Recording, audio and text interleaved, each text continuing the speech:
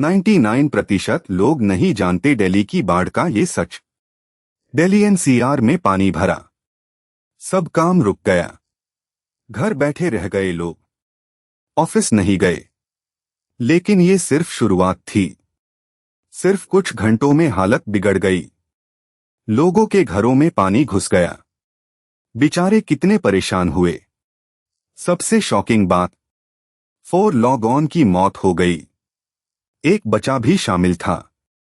ये डिजास्टर नहीं, बड़ा सिस्टम फेलियर है। सच सबके सामने है। लाइक करो, कमेंट करो और सब्सक्राइब जरूर करो।